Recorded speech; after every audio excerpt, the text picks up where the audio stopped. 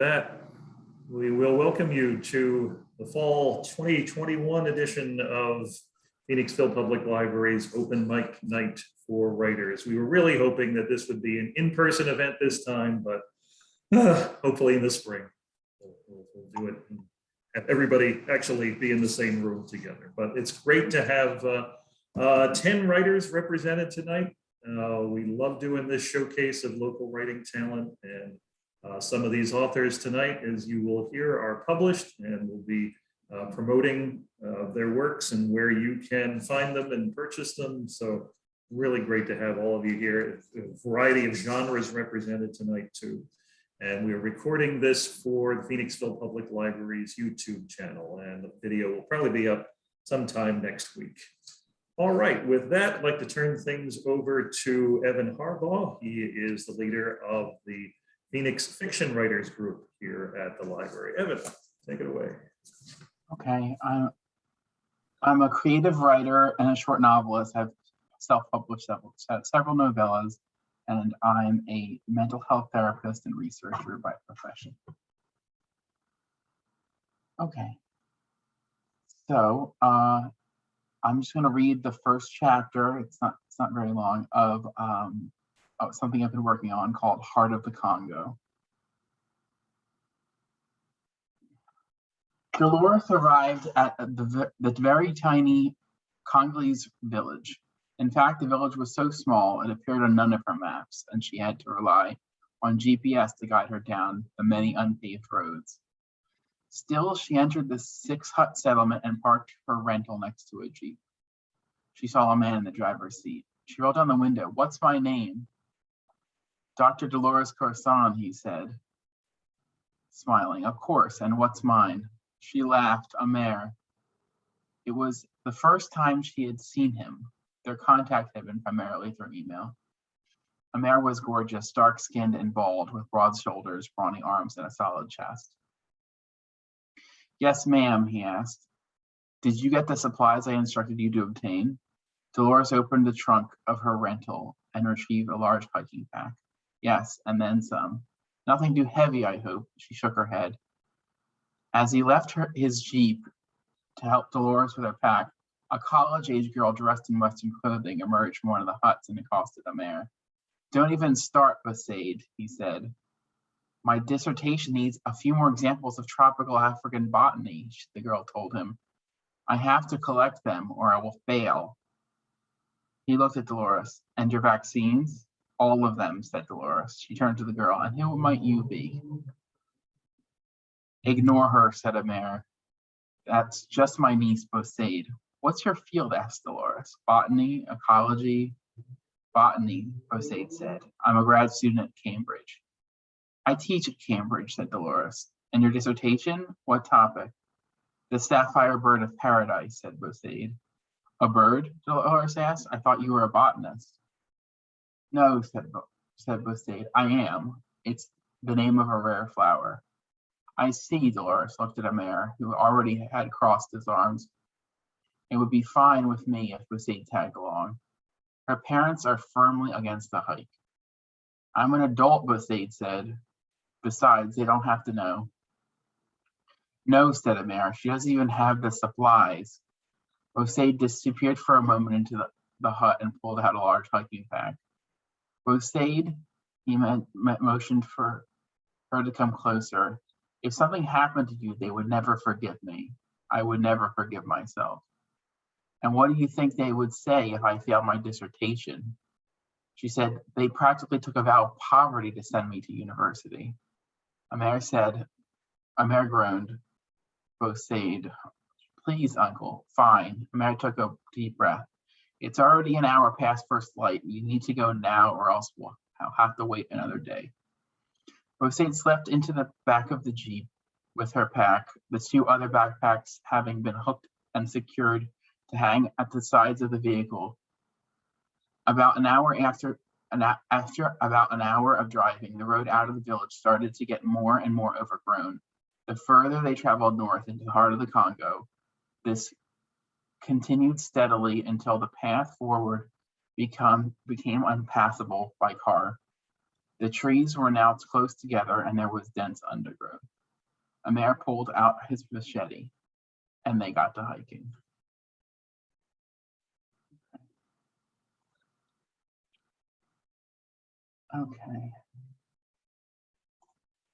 Okay, our next presenter is James F. Sassman, who is a novelist writing literary fiction. He is also an adjunct professor at Drexel University and a defense litigator before the Occupational Safety and Health Review Commission. His current work in progress is called Dempsey's Diner. Framed by Watergate, the novel chronicles the end of the hippie era in a small town, nocturnal underground underworld setting. Go ahead, James.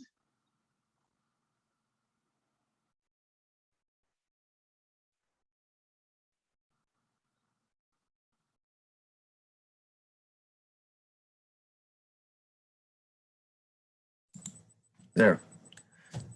Am I being heard? Yep, sorry about that. No problem. This is a short piece. It needs no setup. It features the protagonist, Slim, his sidekick, Spitko, and a young lady named Polly, who's a prostitute who can't stop flirting with Slim. On our way into the diner, we hear a dame's voice coming from the wooden fence. Hey, lover. We turn to see who else but Polly, who adds, hi, Slim. Zap it in, Polly. Is that the best you can do? Spitko asks as we walk up the diner steps. Then he turns to me and says, as he opens the door, why don't you cut that chick a break? Once inside the vestibule, I answer with, we've been through this before. As we take a booth on the York Street side, Spitko says, I know, Colleen Burns. Now, do you really think Colleen Burns is thinking about you right now? I don't know what she's thinking. All I know is I think about her all the time. And yeah, sometimes I think about her, never thinking about me. Now I'm thinking, but I ain't saying to Spitko that he does have a good point about Colleen. He's right about Polly too. Sometimes he just can't help but get things right. So now for me, it's exit stage left. I'll be right back. Tell Edie I'll have an H2 and coffee. Outside again, I call over to Polly, and she comes a-running. Then I place my arm on her shoulder, pull her toward me, and place my mouth very close to her ear. Then I sing to her sotto voce.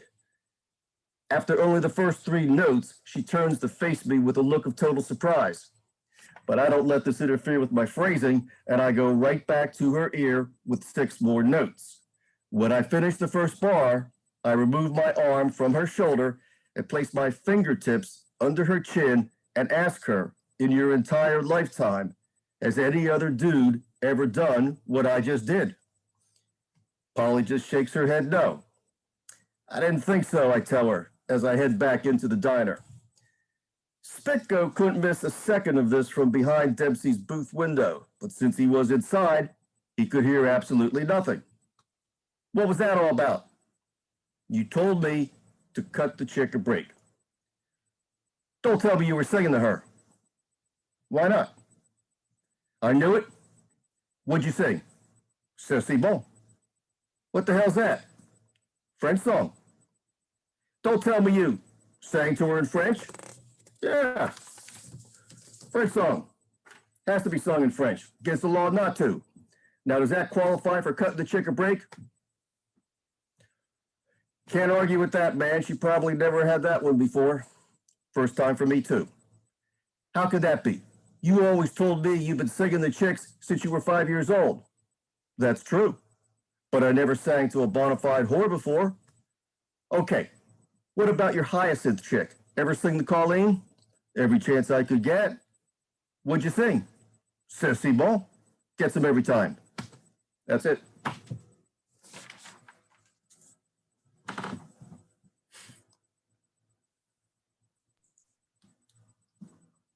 Great. Any promotion you want to do, Jim? No, I'm in Revision City right now. Okay. 4th revision. Thank you.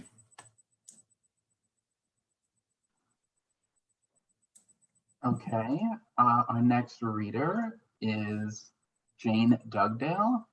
Jane moved to Phoenixville Borough in the spring of 2019 after living in Charleston for a few years and in Radnor Township for 30 years. In 2006, she retired from teaching English to speakers of other languages in Radnor Township. She received her original training for that role as a Peace Corps volunteer in Chile in the 1960s. She now works with the transition movement, building local community resilience through independence with each other and nature. She enjoys writing for the Transition Resilience Report at www.pat.community, sometimes sharing her poetry there. She's had a great summer of gardening, both at her home on Morgan Street and at the community gardens in the borough. Go ahead, Jane. Thank you. I have a little series of poems here that I've called Ordinary Birds. Starlings may be bothersome to some, but I've enjoyed watching them come and gather straw from the flower beds, stuffing their mouths and then flying off over the housetops to some nest of theirs. They've come a couple of times, so the nest must be ready by now. Blue jays just caw like crows, not a pretty sound. But yesterday one was positively excited, flying from the rose trellis to the bird feeder, back and forth and cawing over and over. I thought he must be trying to let his little ones know there's food here, lots of food. And the feeder is too slippery for me, but you'll fit. But no one ever came. And after a while, he left. And then there are the doves, the lovey-dovey doves, cooing in their pairs, following each other along the ground and on the branches, hiding away to do their thing. It's all very ordinary, I know, but so special to be part of. This is Ordinary Birds 2. Today it was 2 robins that I caught sunbathing in the backyard. One was content to throw out his chest and then sink down in slumber. I'm quite sure he closed his eyes. The other was multitasking, opening and closing her wings to catch the rays and grooming herself in the meantime. She hardly could stay still, and she soon wandered off into the shade. When a cloud passed, he woke up, found a treat in the grass, and then followed her into the shady spot. Of course, I don't know that he was a he and she was a she. They could have been sisters, brothers, same-sex partners, who knows? I've heard such things happen in nature. Ordinary Birds 3. The house wrens are moving in. I've been watching them bring in their supplies. You'd think some of those things wouldn't fit, but they turn their head just so, and even a long stick goes right in through the little hole of a door. And in they go after it. Usually they come out shortly and sing and sing and sing. You'd think maybe they're bragging. It's taking them several days. Must be a nice nest in there by now. I know the bluebird people don't like the house wrens, and I can see why. House wrens are known for being mean, cruel even, when they pierce the bluebird's eggs. I would hate to know about that happening. I don't know of any other nests nearby, and certainly hope the house wrens will behave. I've enjoyed watching them work and sing, and it's just nice having someone in that little house. Ordinary Birds 4. This morning, I sat down by the window that looks out on the porch roof.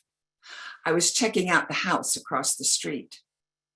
There was water on the roof from yesterday's rain, and while I looked out, a starling came to drink. 6 times he bent down to the water, and 6 times he lifted his yellow beak to the sky. Just think, if I hadn't sat down just then, I would have missed seeing that. And I have one more that I wrote just this week, Ordinary Birds number 5. This morning, I had tea on the patio, carrying the weight of yesterday.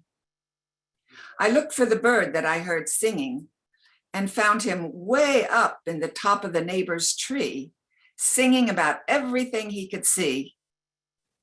Earthbound, I was glad he could see further than I. If he could see so much to sing about, then so shall I. Thank you very much. Thanks, Jane. By the way, folks, feel free to put comments in the chat to the writers to express your approval. And again, at the end, you'll have the chance to actually unmute yourself and talk to everyone. All right. Go ahead, Evan. Okay. Our next reader is Kathleen Takalowski, who goes by the nickname of Tak. Tak is a sociolinguist and professor of Spanish in Central Pennsylvania. She likes to write short and very short fiction and fictional memoir. Go ahead, Tak. Thanks, Evan. It's nice to see everyone. This piece was born recently in a generative writing session I attended with Diane Zinna, writer, mentor, and author of the novel All Night Sun. She introduced us to a method for writing about grief, pain, and loss. She calls it hermit crab because the safety of the hard shell of an unexpected genre or form of writing, such as a movie review or a recipe, protects our soft insides and offers a side entrance. Today, October 28th, would be the 83rd birthday of my father. May you rest in peace. This piece, called Stir-Fried Tofu and Vegetables, is dedicated to him, though I'm pretty sure he never ate a bite of soy-based protein in his life. Ingredients: 1 block of tofu. You will need firm or extra firm, as this is the base that will hold you together. Olive oil, about 2 tablespoons, just enough to keep from burning. Fresh ginger, diced. Garlic, diced. 1 medium onion, 1 red bell pepper, medium bunch of bok choy, other vegetables as desired. 1, heat on medium-high heat.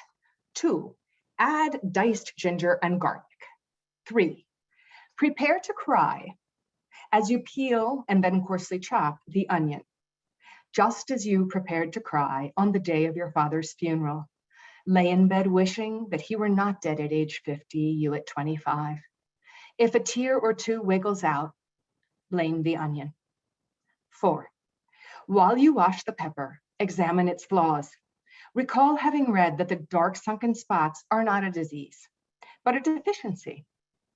Your father was flawed too. When Mom hints and circles around his indiscretions, what does she mean? Did he cheat? Want to leave her?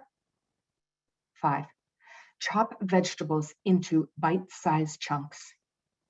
Allow memories in bearable chunks. You and Mom shopping in the days before cell phones, Dad's voice on the answering machine upon return home, just back from doctor visit, some kind of cancer blocking my bile ducts, more tests needed.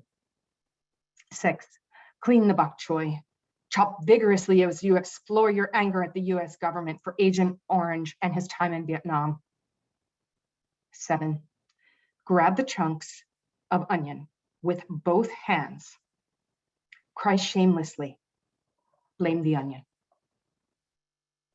8, realize the onion should have gone in sooner. If you add it now, the whole dish will taste of onion. Dry your tears and save it for another recipe. 9, search around for additional ingredients. Did Dad think he could beat the odds? You ask your mother. Not at all, she replies. He thought he deserved to die, said he was paying for his sins. What sins? Was that Catholic guilt or some actual transgression against her, against us? I don't dare ask as I'm afraid of the answer.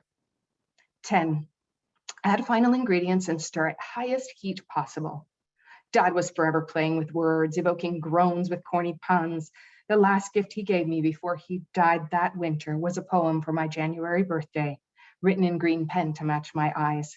Was he doing the best he could, trying to reach me? He left another lasting gift, a love for language. 11. Realize that the tofu was the first ingredient you were to have put in the pan, the one that takes the longest to cook and serves as the base. Just as fathers and mothers are supposed to support you, root for your happiness, praise you rather than criticize you, berate you, dismiss your feelings, punish you excessively, deny your appropriate sex education, mislead you regarding religion, limit your possibilities, mimic you to mock you, question your motives, and remind you that you are never good enough. 12. Arrange the vegetables lovingly on an attractive plate. The most important element is appearance. Everything must appear beautiful and perfect, even though some of the essential ingredients are missing. Perhaps no one will notice that your tears have been stored away for another day, safely in an airtight keeper with the onion. 13. Garnish with equal parts resentment and gratitude. 14. Serve hot.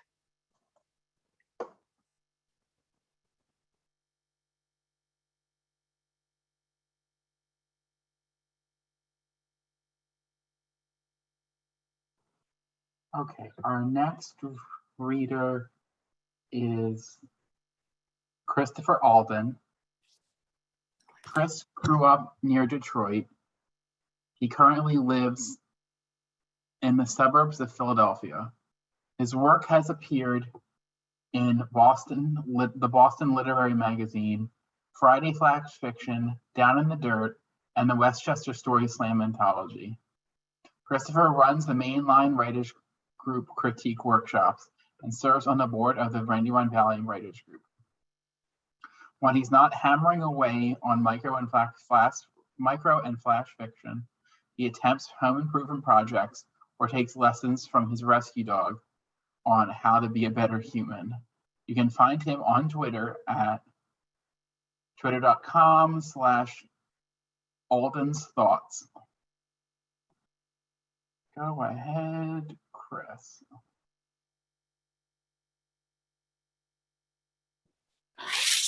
Okay, just a quick sound check. Can everybody hear me okay? Yep. Mhm. I've got two poems.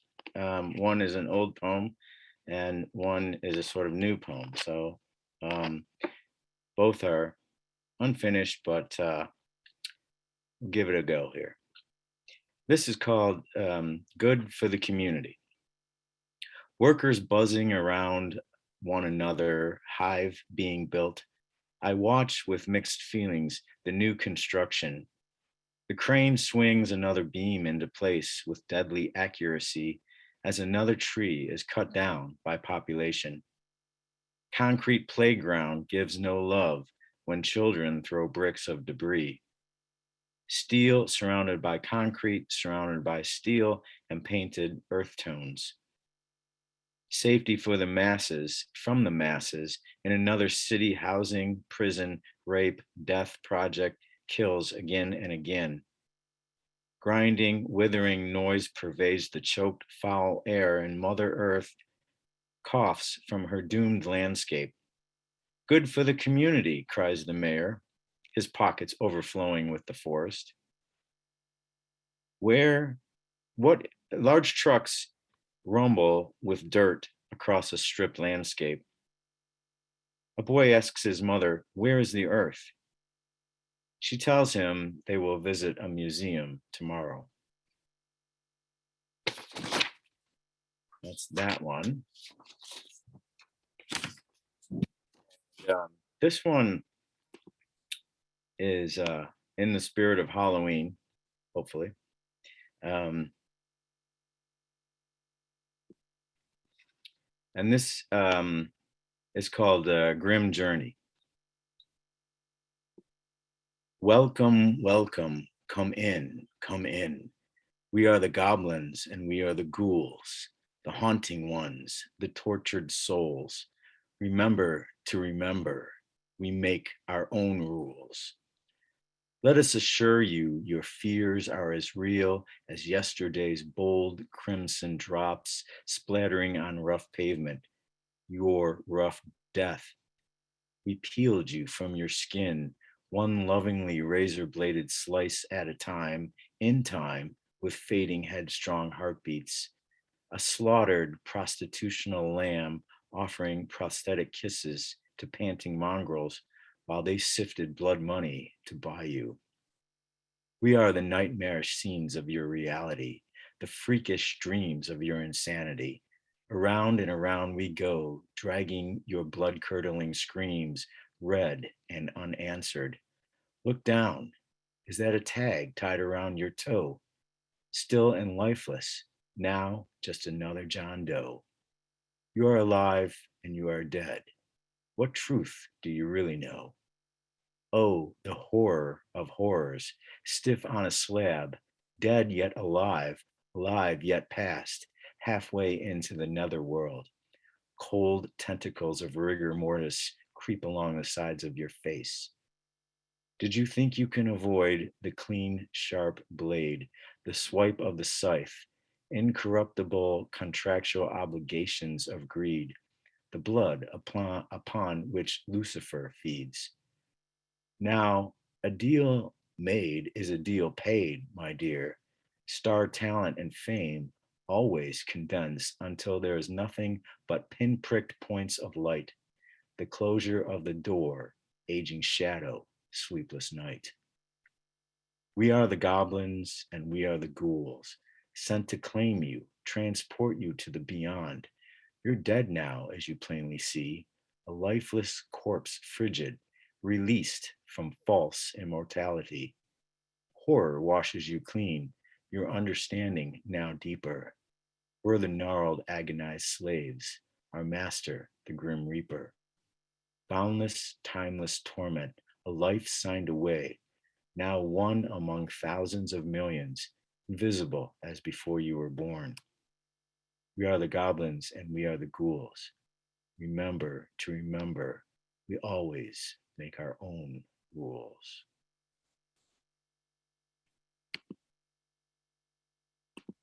Thank you very much. Happy Halloween.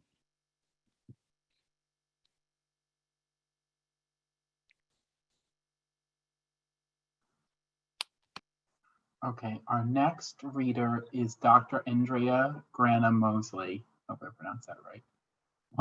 Who was created to cultivate environments of positive change. She was taught at an early age, if you complain, you remain. After serving in the U.S. Army, she was employed in the capacity of a director of human resources for almost 18 years and used this pathway to assist new hires back to higher education. Her past titles include human resources, evening adjunct instructor, substitute teacher, a director of training and development, dean of student services, and her most recent opportunity as an interim dean of workforce, community engagement, and technical education at Lehigh Carbon Community College. The anthology from which she will be reading is an accumulation of much of her prior body of work in varied industries and stems from her need to be better than she was the day before. In many cases, this anthology can be applied to a doctoral or an associate's degree, a certificate, or a self-help class. It is grounded in the human need of becoming the best person they can. Go ahead, Dr. Andrea Mosley. Honestly, after reading that, I feel kind of silly just reading. It's like, after that soliloquy, it's like, okay, that's good, let's go. All right, so this is my first time doing this. I think this is a really good platform because you guys are all coming from such different areas, and it's important, especially during this silo of pre or post or in the middle pandemic, that we have this space to share. And we kind of sort of forget some of that when we are going through our daily missions in life. So anyway, so thank you all, first of all, for having me, and all the presenters so far has been like really like writing down certain metaphors and things like, oh, I wonder if they would speak at the college. Anyway, but that's another for another day. So this portion that I'm reading, this is an anthology, so this is on mustard seed faith. I eat no for breakfast. I thrive not because of who I am, but whose I am. I'm defined by the creator who made me and truly accepts me, imperfections and all. This mantra has enabled me to break through the fears of what I only dreamed would one day be possible. After 7 years in the military, I was a civilian again. Unsure of how my military experience translated to civilian work, I just figured I would do temp work. I'm a girl. Girls always did that. That's what I was shown anyway. I hurried quickly to the interview, a personal referral from a friend, another Army veteran. I figured I could really work and at least figure out where my why was, understanding my purpose. The opportunity was a good one. It was an admin assist at an HR firm in New York, specifically recruiting and retention. These areas were always of interest to me, so I figured, I could do this. I quickly learned and was promoted consistently. I am a faithful person, and I know that every step is for good. But at that time, I was merely going through the motions. HR had served its purpose after some years in my life, and now it was time for me, in my heart, to do God's purpose. I had forgotten that in my life. I chose Capella for a few reasons, with the most important being the doctoral degree, focusing on work product and capstone. I would be allowed to draft what I envisioned for change in higher education as a portion of my dissertation work. This intrigued me. I had no idea what it meant, but it intrigued me. I knew what I wanted to create after many years. I knew that in addition to the capstone, I wanted to make a change management plan. This excited me, even though I didn't understand all the ramifications of what it meant. Trying to skip through to get to some of the, okay. I wasn't aware that less than 2% of the world's population actually had a doctorate. I just figured it was what I needed to help me understand on a deeper level higher education. I figured it would explain why, when students left college, it was aggravating to me that they had a degree in gen ed or liberal arts. I didn't understand that sometimes that was a needed foundation. All I knew is at an interview, I didn't know how to apply it to an occupation. Looking at some of the different growth rates from the National Center of Education Statistics, I was horrified. So many students were lost, needed the direction of someone that at least cared enough to create curriculum, to align curriculum, to allow curriculum, to align to marketable employment opportunities. Many years passed, many research done. Sorry, I lost my place, that promoted the creation of many career clusters and career pathways to streamlining educational groups. I learned how to maximize employers' time, looking at collaboration at early stages of career planning for my students and rendering them the most accurate alignment for college graduates and marketable careers. This really allowed us to help to look and to dictate what type of careers, secure careers, students would have. Since achieving, since achieving my degree, I've interviewed for many positions. The one that I am most recently in, I feel uses my HR background and many of the years in the military, understanding alignment, understanding where I needed to be, where my mission and personal vision could be. Collectively, the dream of evoking positive change to the community through employer collaboration and curriculum application using a more equitable lens, all of this came to fruition. I've been blessed to have many mentoring moments in my life, many opportunities to work with others outside of my regular portfolio, looking, challenging, and always looking to redefine who I am, where I am, and what my why is. My inner goal is to always understand that no matter where we are, how we got there, or where we're looking to go, there is always a piece of us that could be applied to becoming a better person, a better human, and their best self. That's it. Thank you. Okay, our next reader is Luke Russell, who's a member of Meeting House Writers Group is a Western transplanted to Philadelphia, where he taught in the English department of Community College of Philadelphia for some 40-odd years, and where he credits his successes with inner city students to their appreciating and responding well to the mythical traditions of the classical Greeks and the Igbo of West Africa. Some of his modern mentors are Yeats, Hopkins, and Keats. Go ahead. Thank you. Thank you for the opportunity to read you a poem. I've written a poem about my brother, who's a rancher, a sheep rancher in Oregon. I visited him lately, and we're both in our 80s now. And off in the distance, there was snow-covered mountains and some trees. So I want to read this to you. It's in the form of dialogue. It takes about 7 minutes. Say, Bill, when you've cooked the eggs and set yourself down, tell me, do you ever think of Mother's Day? You know, that time we used to tell Mom how, what's the score, Bill? You remember back then. You 6, I 5, us getting up early, making a brew of coffee, getting a roll, taking it in for Mom to have in bed. You were the boss in the kitchen, you remember. What's the matter, Bill? I know you remember back before the ranch, before town, before school, before Oregon, before working fence and cutting wood, before this, and cutting wood, before this place that's about worked us to the bone. I know, we hobble around here, you 72, I younger, but you're still the same. You the boss, I the kid. Hey, you're looking out the window and not doing the toast, Bill. You got the eggs out, but they're sitting on the shelf. You're not talking, Bill. You're not talking. You're rattling the pans and you're making noise, but you're not saying much. Something the matter, Bill? I know what it is, I think. It's that little boy and his mother who came by yesterday. She was about 16 and was swinging him back and forth in a basket. Him looking out and grinning. Her holding the handle nonchalantly across one arm as she talked about the flowers.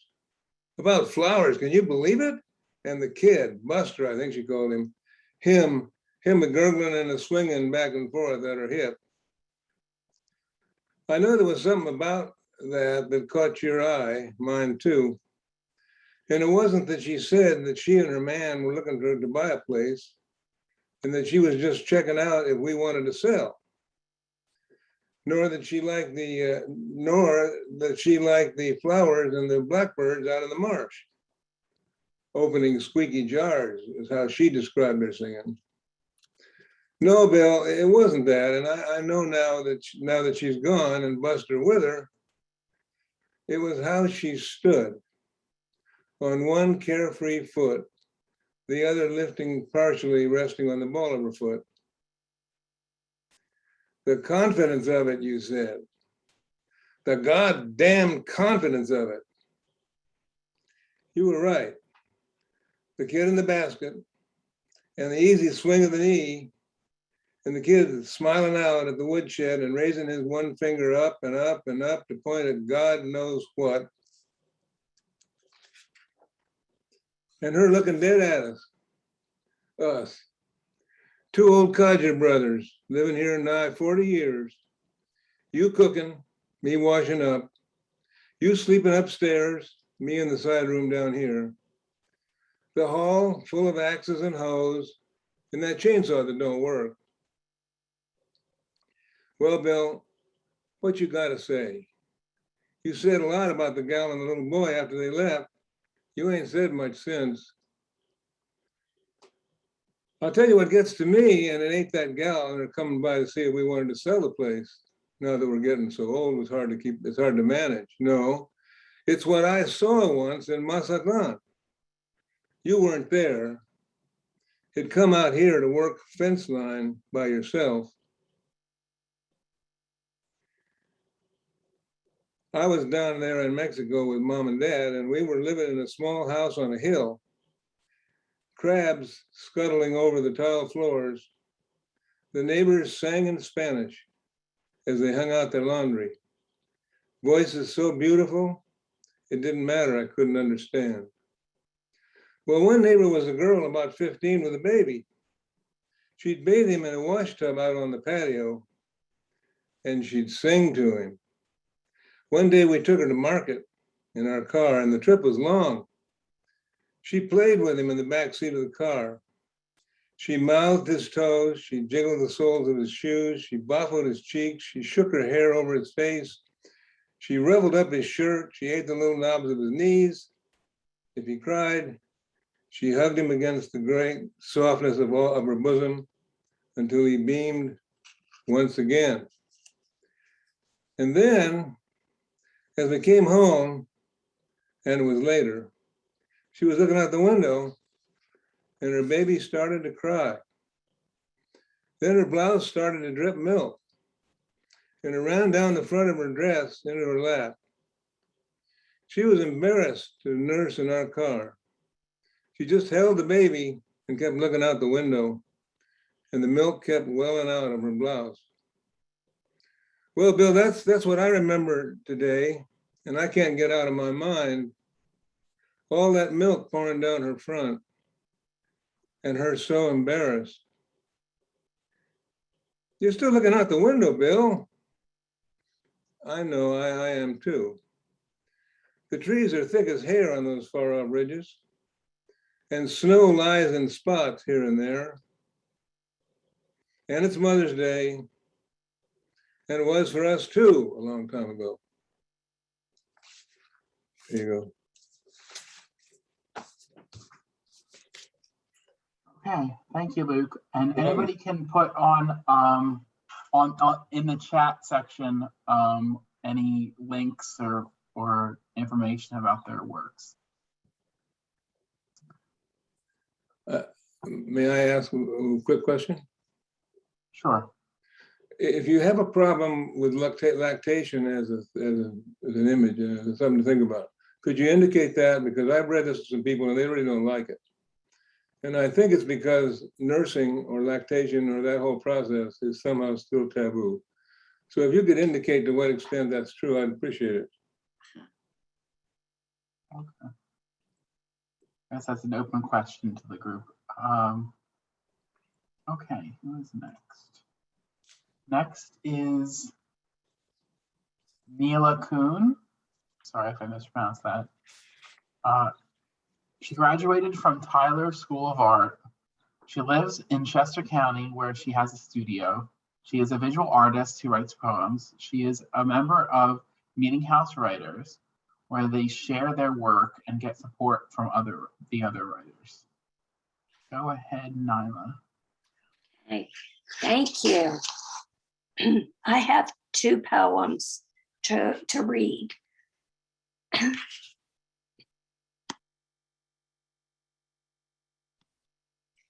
Okay, first one is The Best People Live Here. My husband and I have been traveling back and forth between Chester County and New York, and I've been writing these poems as I look out the window. Gasoline Alley bumps north through the Bronx. A painted banner on brown brick tenement proclaims, "The best people live here." Looking down from that sky perch onto 6 lanes of Jackhammer Highway, the Major Deegan Expressway rattles bones and scatters thoughts indiscriminately. Here amid the mayhem of 1,000 cars, a roadway bodega offers soft drinks and snacks. Skin tight against the median strip, a plump woman in summer green slacks hawks cantaloupe slices. Sad, skinny men offer canned soda from a cooler at their feet. We are separated by 1 degree of intimacy. A driver in a blue Jeep extends his hand in payment. outside my passenger window, within a painted roadway shoulder, young men in tank tops lounge on plastic milk crates, hero sandwiches in hand as they scan the traffic and watch the sun cross the sky.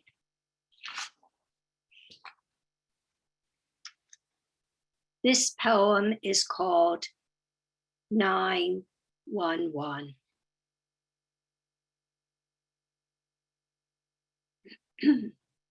Before the wind gusted down the alleyway, before you became old, before I thought it, before the envelope was torn open and the contents spilled onto the table, as the aroma of kitchen cooking curled up the carpeted stairway, as the enigmatic smile played across your face, as he popped the top on a ginger ale, as the two of us sang, Yaha, ba, ba, ba.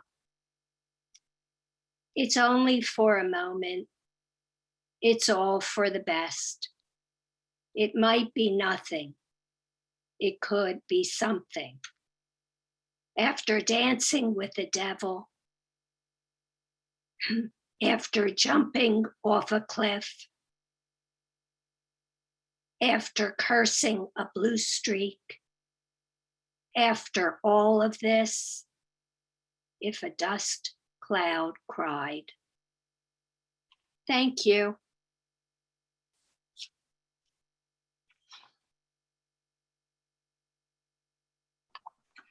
Thank you. Okay, our next reader is Dan Erdmann. Hope I'm pronouncing that right.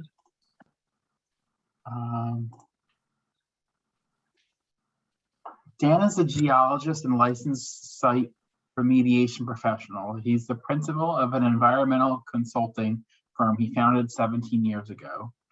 When not writing technical documents, he writes poetry, an activity he has dabbled in for several decades.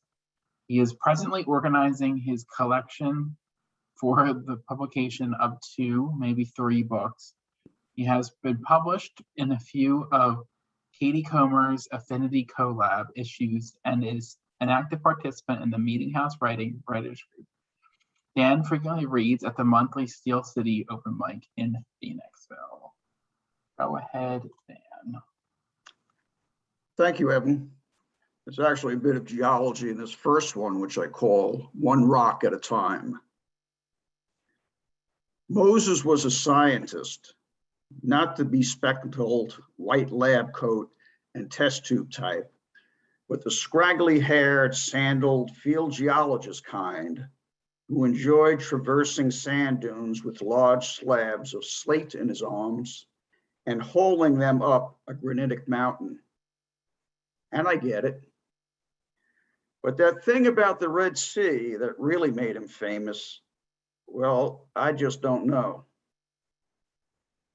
I've made a career understanding how water can essentially flow uphill, confined bedrock aquifers, differential head pressure, fracture flow, artesian conditions, and the like.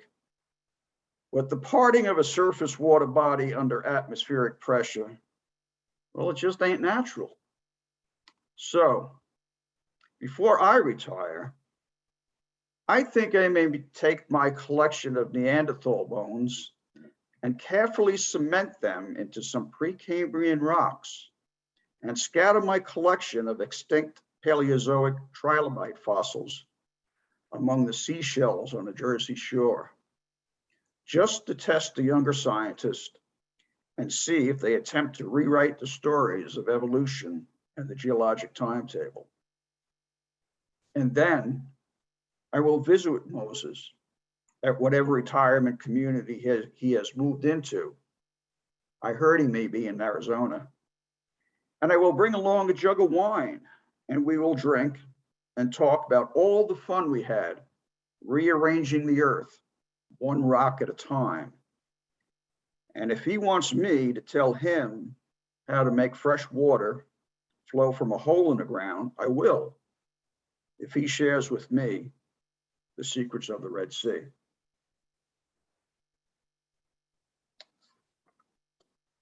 Before I read the second one here, I want to make a comment that Luke and I did not call each other to see if we wore the same shirt tonight. It's just coincidence. The second one, let me see a show of hands here. Who has a can of WD-40 in their house? That's a lot. Who may have more than one can of WD-40? That's a lot too. Why? And I have a husband and two sons. I'm sorry? A husband and two sons, that's why. Okay, well, I got my excuse here too, and I'm going to read a poem about cans of WD-40. A man can't possibly need more than one large can of WD-40 in a lifetime. There just aren't those many rusty bolts, fishing reels, or other metallic doohickeys in need of a dose of the lubricant in one's lifetime. Why then do I possess 5, maybe 6 or 7 cans of WD-40, some in closets, 1 or 2 in the garage, 1 rolling around in the trunk of my car, all partially emptied, some cans so rusty they could use a good shot of WD-40 to clean them up, some missing caps, and at least 1 without that push button nozzle on the top of the can. I don't know how many friends I really have. I do know there are a handful who I have been meaning to call for quite a while. You know, just to ask them what condition they've been in the last few years. You been fishing? Get that creaky joint in your knee fixed yet? You been rolling around in the trunk of your car lately? You still alive? I could invite them all over for a barbecue. It's just the living ones, of course.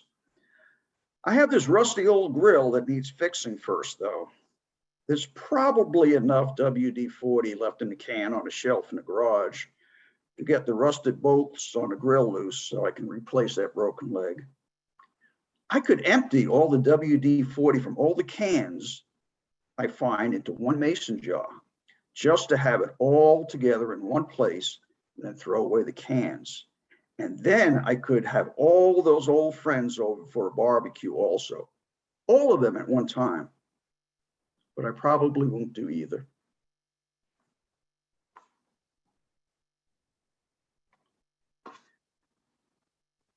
I also thought, like Tack, that maybe a good time to, or Chris there, to do something that was Halloweenish, and I went through my collection. The closest I can come up with was something on Count Dracula. Oh yeah. In fact, there's a little tofu in this one too, which I think is kind of scary stuff. This one's called An Aging Count Dracula on Vacation in Nepal. Count Dracula is down on his luck, lost in a village of vegan Buddhists outside of Kathmandu, and all their necks taste like tofu. No bus fare, lost passport, and the only way out is up and over Mount Everest, and he hates heights. Thinks he should have chosen the Southern Appalachian Trail as his vacation destination instead. All kinds of greasy fried pork dishes and fat, slow Americans hiking the Blue Ridge Mountain. And you don't need an oxygen pack for the higher altitudes. Retiring flat South Florida, he ponders, getting too old for these far-fetched adventures, and maybe the fangs aren't what they used to be. No mountains to climb, and a plethora of blood transfusion bags hanging in the old folks' homes to steal.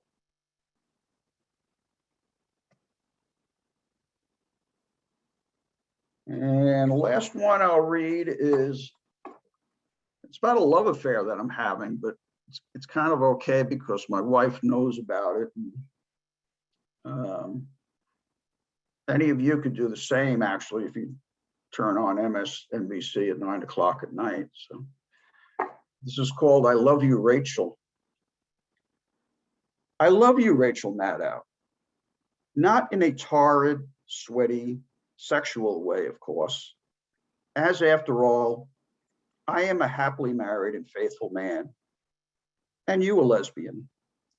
But I do love you, Rachel Maddow. I love you, Rachel Maddow. And it's something special to me to crawl under the blankets at 9 p.m. and listen to you organize the chaos of the day so that it all makes sense through your slightly uneven smile, caffeinated deliverance, and rapid ha ha ha ha laughter, when laughter is appropriate for the topic, of course. It adds a cadence to the whole experience for about 22 minutes straight before the first commercial, which is about the time my wife finishes brushing her teeth and comes to bed. I love you, Rachel Maddow. I love you, Rachel Maddow, and I dream about getting on a plane. You were there in the aisle seat, row 12. I passed by you on my way to row 18. Lean over as I walk by and I say it. I love you, Rachel Maddow. You look up, that slightly uneven smile, and with a ha ha ha ha delivery and coffee breath, you tell me, I love you too. Thank you, my friend. Then, before things get too complicated, too personal, or too uncomfortable for either of us, I continue to my seat and sit down, and we both have a pleasant flight home. I love you, Rachel Maddow. Thank you. Okay. Our last reader is Teresa Huerba. I'm not sure if I got that correct. She's previously written under the name Teresa Rodriguez. She's the author of 3 books of poetry: Jesus and Eros, Sonnets, Poems, and Songs by Bard Singer Books, 2015. Longer Thoughts by Shanty Arts, 2020. And Sonnets, a collection of 65 sonnets by Shanty Arts, 2020. Her work has appeared in such journals as the Scarlet Leaf Review, the Wilderness House Literary Review, Spindrift, Mezzo Camine, the Wombwell Rainbow, Serotonin, The Road's Not Taken, and the Society of Classical Poets Journal. Her website is www.bardsinger.com, where you can view videos of her performance poetry and find information about her books. Follow Teresa on Instagram and Twitter at The Sonnet Queen. Go ahead, Teresa. Thank you so much, Mark and Evan. This is my first time here. I appreciate very much the opportunity to be able to share some of my poetry. My background is as a professional singer and voice teacher, which I'm retired from, but I always make my readings, or at least I endeavor to make them more than just the words, but I like to bring them to life for everyone who listens and observes. This is one of my favorite poems from my book Sonnets here. It is apropos to the season. It's a Petrarchan sonnet called The Rise of Fall. There were such pretty flowers in the spring, the fragrant colors of a verdant time, such fresh potentiality, sublime in all the loveliness that they did bring. Then summer issued forth a deep wellspring, maturely ripening, where vines would climb and trees begin to bulge.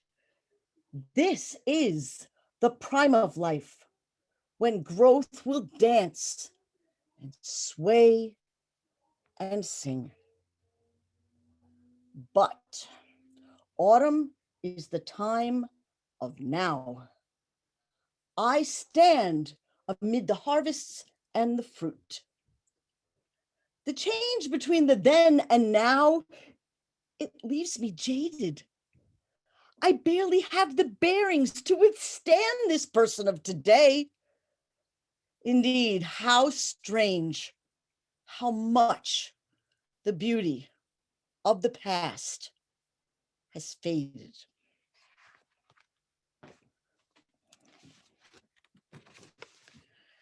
This is a new poem. This is just a standard Shakespearean form. So many times.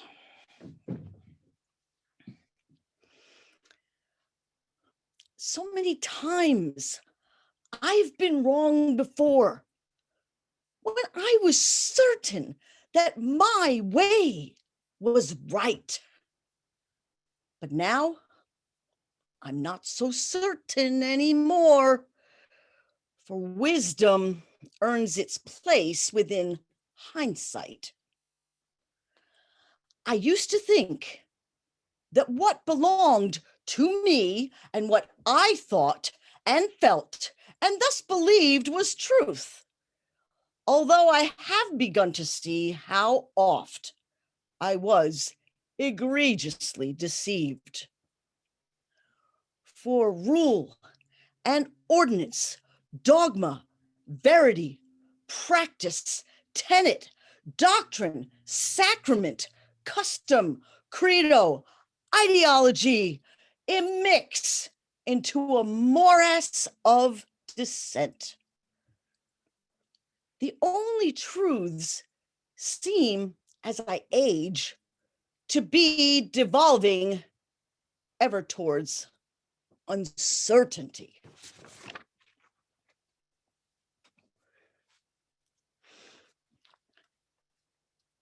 This is an ode from my second book, Longer Thoughts. This book is a mixture of formal poetry and free verse. This is, however, an ode.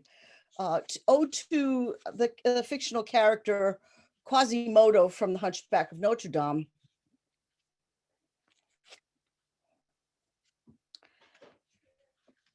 Look not on the face, young girl, look on the heart. Quasimodo, The Hunchback of Notre Dame.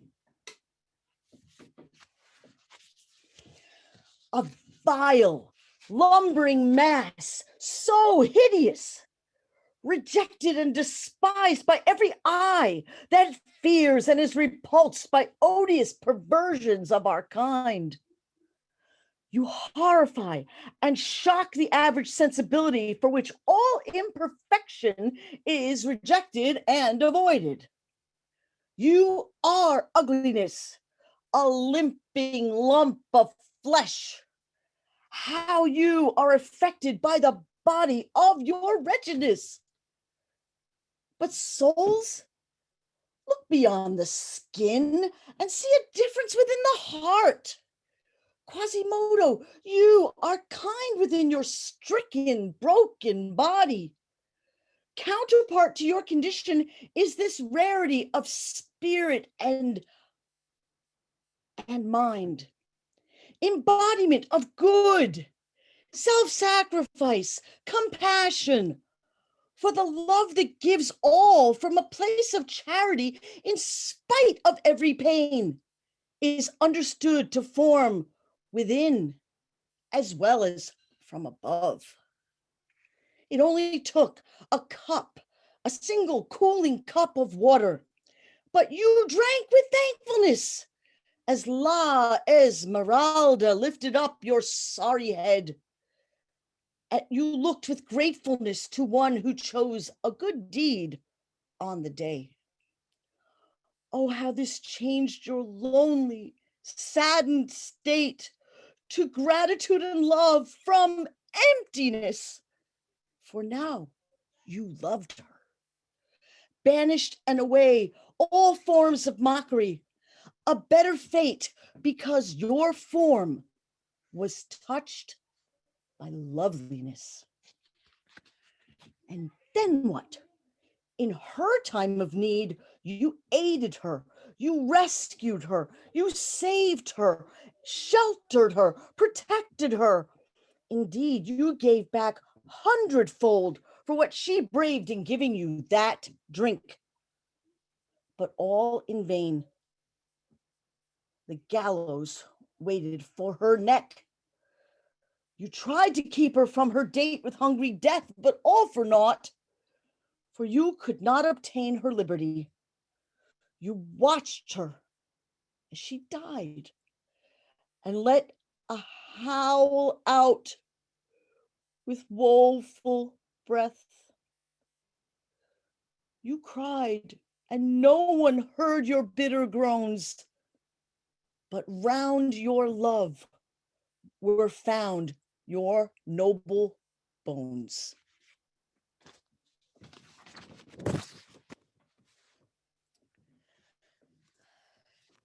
The last offering I'd like to share tonight is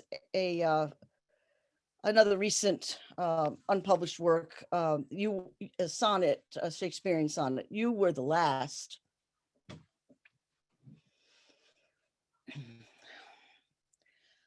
You were the last.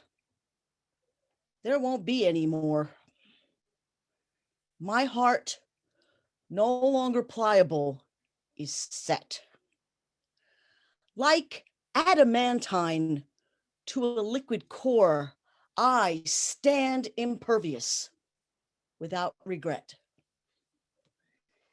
Each of the loves and lovers of the past once burned within me, making heat and fire. But wafting vapor smoke will never last. Mere memories of longing and desire. My single final hope. I thought perhaps there might have been a future, but I see how thoroughly delusion so entraps. It was a sad, pathetic fantasy.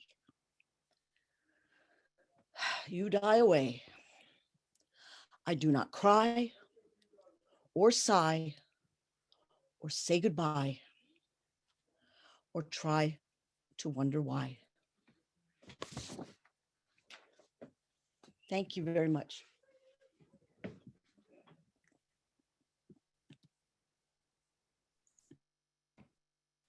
Great, thank you so much. Thanks to everyone who participated tonight, and especially our first timers. And hopefully it won't be your last time. Hopefully the next time we'll be able to have you here in person for our next open mic. Evan, you want to say something about the writers group before we open up the mics and let everybody say hi to everyone? Sure. If you're interested, you can email me. I'll put my email in the chat here. We meet twice a month right now, exclusively on Zoom.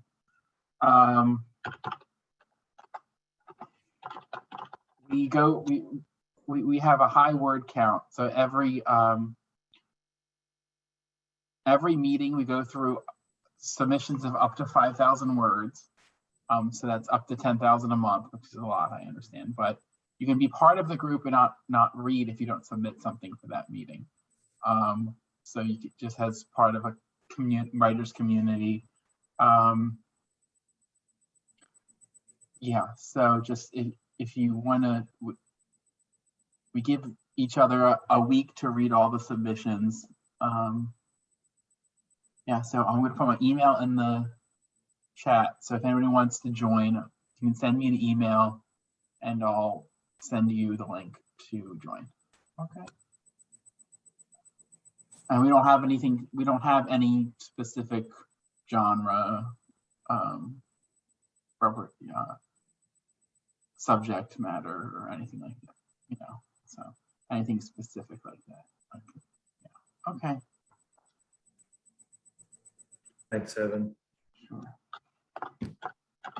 All right, anyone want to open their mics and express their appreciation, comments, feedback, anything you'd like to say? I'd like to address Mr. Russell's concern. Sir, I'm behind you 100%. Unfortunately, we are living in an era that's affecting the art world, and in particular, the literary world. And there's an attack based upon three concepts: political correctness, cancel culture, and alternative history. It's an error. All errors come to an end. I don't know when it will end, but keep up the good work.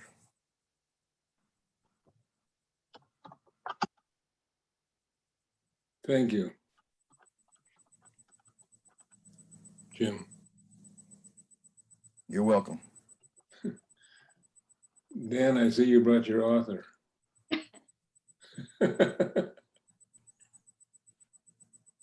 That's the editor, yeah.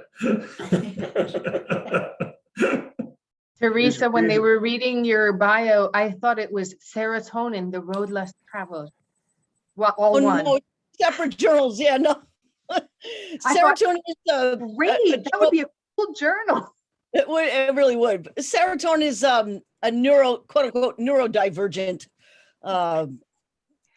publication, or it's an internet website publication thing, and they do poetry readings sometimes. That is kind of funny. That would be funny.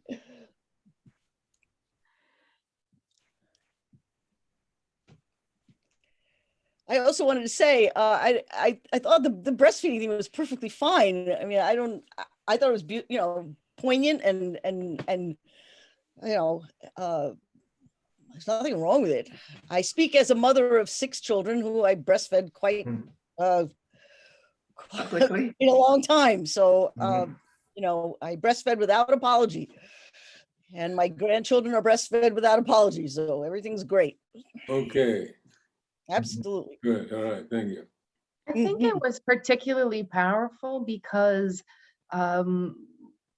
she's very young, and then we get in the car and go to the market, and she's with her baby, so we don't forget that she's a mother, but we might not be thinking what she's thinking as she's nervous in this car, and then the breast milk. And it just I thought it was very powerful because the description was poignant, and it just brought us closer to her and what she might be going through, feeling a bit funny, let's just say, or probably something much deeper than that when we read the whole thing. But yeah, thought it served a powerful purpose, and none of which was anything unpleasant, except that she had to deal with her life as it was. And so, yeah, I think it's a keeper. Thank you. Thank you very much. Of course, they're both in their 80s. They're very old now, and they're quite far away from their mother and their time when they were that young. And the chainsaw in the closet doesn't work anymore. It needs some WD-40. I'll never think about WD-40 the same way. I know. Dan, I thought maybe you were going for 40 cans, and you thought WD-40 meant I should own 40. It was a challenge to you.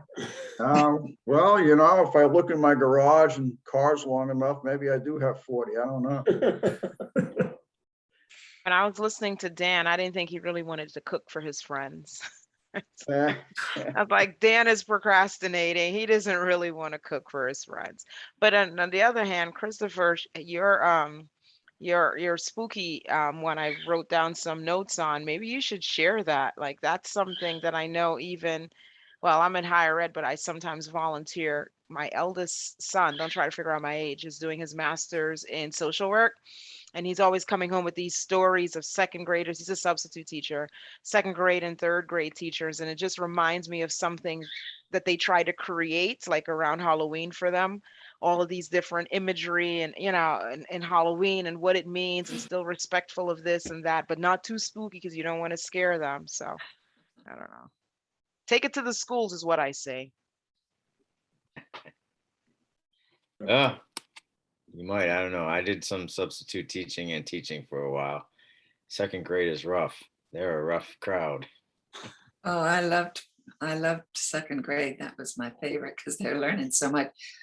But I don't get it. That your poem really made me uncomfortable, but I don't see anything wrong with literature making people uncomfortable, which is the big problem right now that people are criticizing our schools for.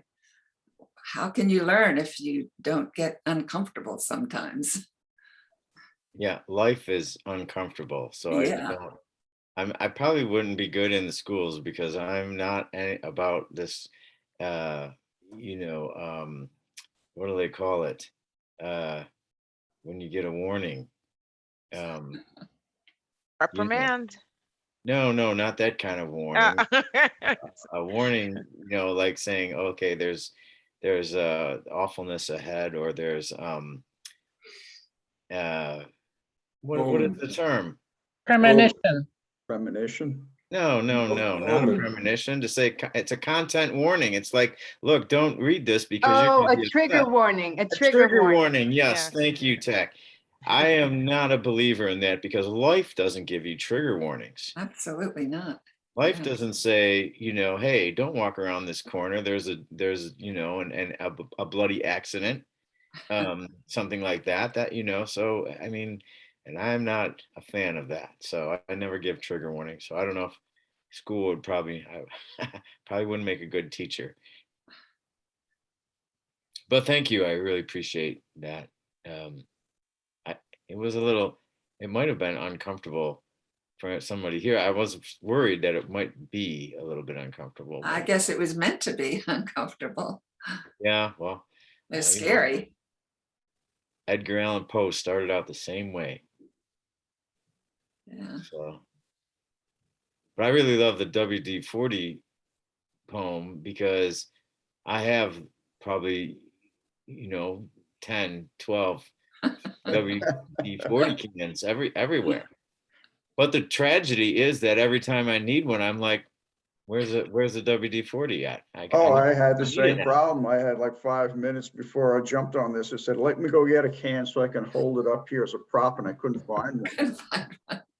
And Rachel can organize your chaos. So that's just true. I got 40 That's why you love her. Go. I got 40 minutes. Yeah. Good stuff. Great.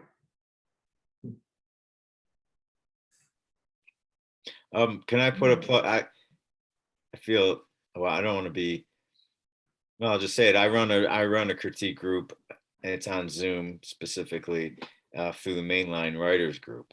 And that's every second Tuesday of the month. And it's a small group. We use Google Docs, and then we read the pieces. You get about 2 weeks to read the pieces, 2,500 words, 4 pieces every meeting. We use Google Docs for things like editing and small stuff.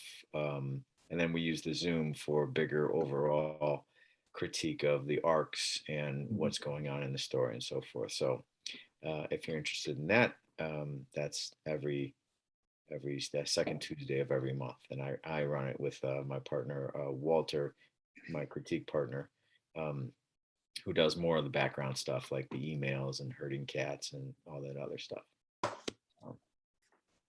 Christopher, forgive my ignorance, but why do you call it a critique group instead of a writers group? Is there a fundamental difference? Well, one, first of all, it's an offshoot of the Mainline Writers Group. And it's solely for critique. We don't talk about writing. I mean, unless it comes up during the critique, right? But we jump right into the pieces. And and we don't I talk about craft or anything like that. And Okay. yeah, so I struggle sometimes with the word critique, but until I find a better one, I guess it's kind of like a workshop in a way. Mhm. But I'm not teaching anything through it unless it's through, I'm the moderator. So I keep them, I keep the discussion moving and flowing. And there's, I just gave a presentation in the Brandywine Valley Writers Group, through which I'm a board member there. But the presentation was on how to give critique and how to receive critique. And then also part of that is how to be a moderator of a critique group. It's a whole different thing. But receiving critique is much less focused on when people talk about critique groups, but it's a skill, primarily psychological, that you have to develop as a writer. Otherwise, you will be crushed by everybody, and you probably will give up writing. So there's a way to do it. And I may give that talk again. We were Zoom bombed. So yeah, it was brutal. We were Zoom porned, not Zoom bombed, Zoom porned. And so I may give that talk again. And if so, maybe I'll ask Evan if he's willing to promote that talk to anybody who wants to log in. I have to talk to Mark. He's the president. We'll see where it goes with that. But yeah, 50% how to give critique, 50% how to receive critique, equally important.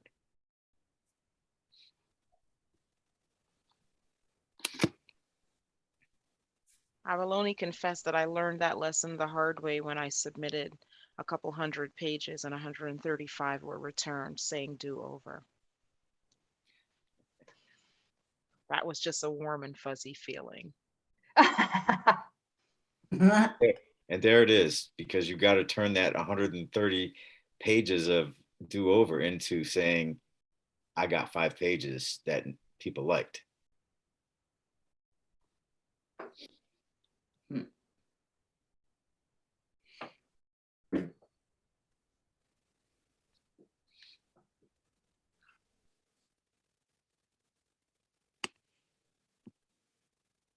All right, any last thoughts, comments? Otherwise, I will stop the recording and end the meeting, and thank you all. Thank once you, again Mark. so much. Thank you, Mark, for Thank you. This is always organizing fun, us. always and fun to Evan. hear you guys. Fun. You're welcome. Thanks. Yep. Thank Thanks you guys. again. Good to see Definitely be everyone back again. next month.